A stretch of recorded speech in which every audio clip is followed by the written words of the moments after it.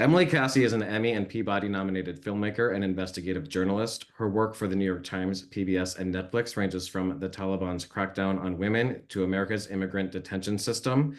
Today, she's here to talk about her National Geographic film Sugarcane, an investigation into abuse and missing children at an Indian residential school in Canada, which sparked reckoning on the nearby Sugarcane Reserve. Emily, you co-directed this film with Julian Brave NoiseCat, who is the son of one of the subjects of the film. How did that relationship form, and how did you decide to make this documentary? Yeah, absolutely. First, thanks so much for having me. Julian and I met 10 years ago, almost a decade ago, at our first reporting jobs. We were randomly sat at the desks next to each other and became fast friends. In the years since, I kind of went on to become an investigative journalist and filmmaker focusing on conflicts internationally and people caught in the crossfires from places like, the Saharan Desert, following traffickers and migrants to, corporate corruption in the United States, to the aftermath of the genocide in Rwanda, and always kind of looking at these questions of why are people persecuted? How do they survive? And a lot of that for me has to do with being brought up in a community of Holocaust survivors and their descendants. And so those questions were pretty formative for me. Julian, of course, went on to become an incredible writer and journalist focusing on Indigenous life in North America. And we kept trying to work together. We kept trying to find something that would bring our skill set together. And in May of 2021, I got the New York Times notification, as many people did, that there had been potential unmarked graves discovered on the sites of these Indian residential schools in Canada. Well, I grew up in Canada and I knew very little about this. Despite having covered all of these conflicts, I had never turned my lens on my own country and the horrors it perpetrated against its first peoples. And so I was pretty blown away by the news. And the first thing I did was text Julian and asked him if he wanted to work on something together. He said he'd get back to me and he would think about it. And in the meantime, I went looking for a nation that said they were going to do a search.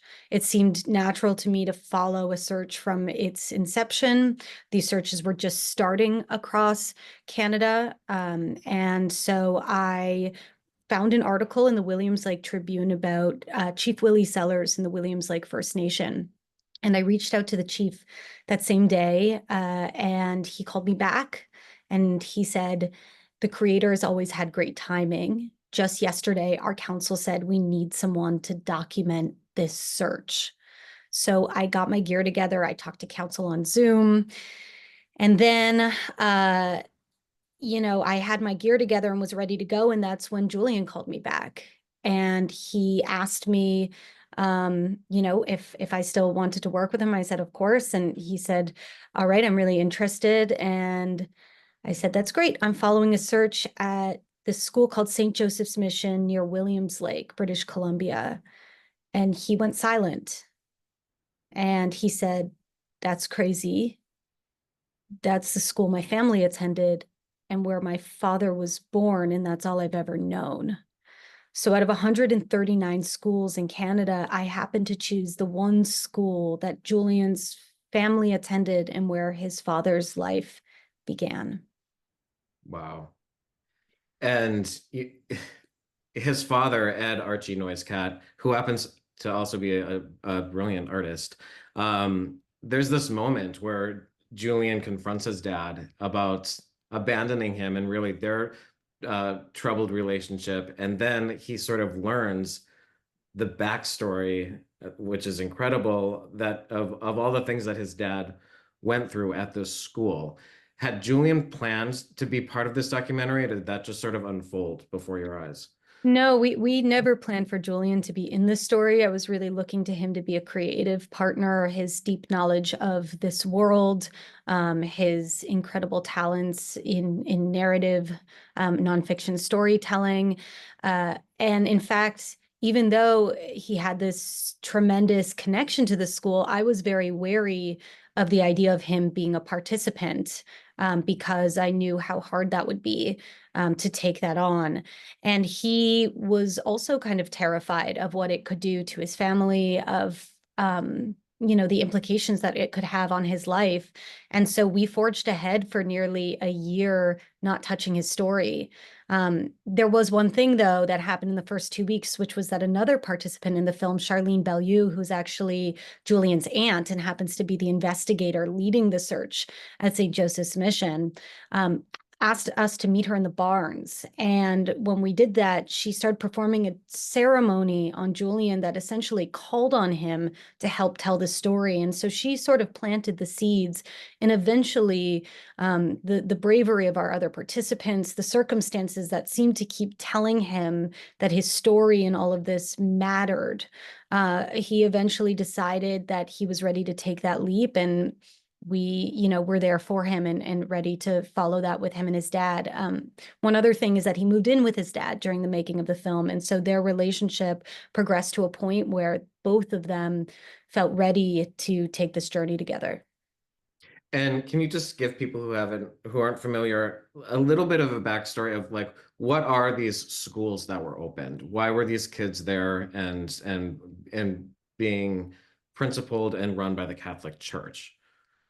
So for over 150 years in both the United States and Canada, Indigenous children were removed from their homes in a program of forced assimilation, and they were brought to these boarding schools. There were 417 federally funded schools in the United States, and there were 139 of these in Canada. In the words of the architect of the US system, the ideal was to, quote, kill the Indians, save the man. In Canada, the architect of that system, which was based on the US system, was to get rid of the Indian problem.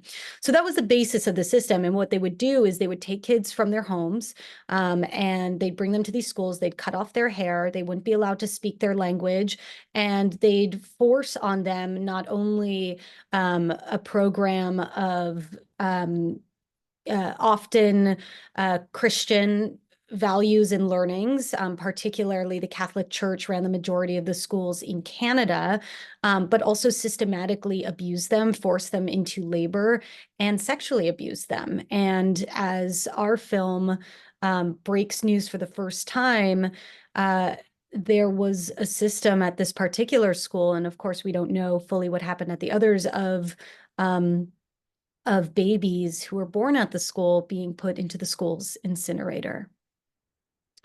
And Ed, Archie NoiseCat, is the only infant known to survive that incinerator. And you find articles about that. So that was sort of was that the most shocking moment for you of this process? I think we set out on a search to try to understand, if there might be graves in the ground of students who died at the school. We know students died at these schools of whether it was disease, malnourishment, starvation, suicide, running away and freezing to death, drownings. But it turned out that the story wasn't really about how many bodies there might be in the ground, but what was going on within the school itself and what might have happened to babies who were born there. We know that priests abused girls. Those girls gave birth to children. Some of those children were adopted out into white families, and some of them were put in the school's incinerator, and that's where Julian's father was found. And that was a shocking revelation that really, lined up with what was discovered in Charlene's investigation, what was also being discovered in Julian and his father's own sort of personal investigation. And that was a huge shift for us in what we thought the story was. And there was another person that was followed who had a DNA test, and he's like, why am I Irish? Who are all these Irish people being linked to me? And he found out that his mother was raped by the Irish priest. So how did these people, how difficult was it for these people to agree to be in this film? And then how did you decide ultimately who you wanted to show?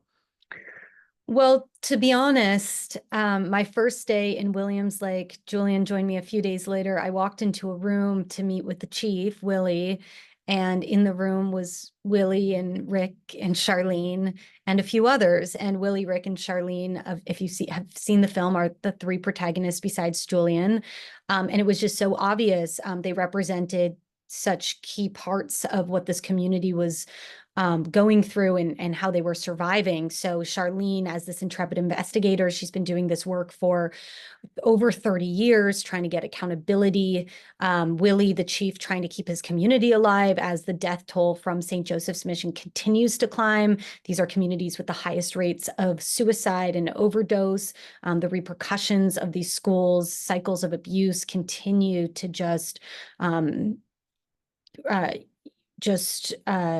have an awful impact on Indigenous families and communities.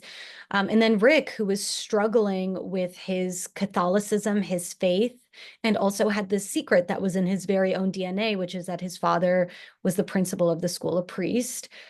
He raped his mother, and that's how Rick was born. And for his whole life, he felt like a black sheep, not really fitting fully into the Indigenous community, into the Sugarcane Reservation because of his whiteness, and also at the same time not feeling like he fit in with the white community, and also still believing in the Catholic faith and looking for some truth within that. And so he goes on this epic journey all the way to the Vatican to find out, well, first of all, if the Pope will apologize, but second, looking for sort of a piece of himself there.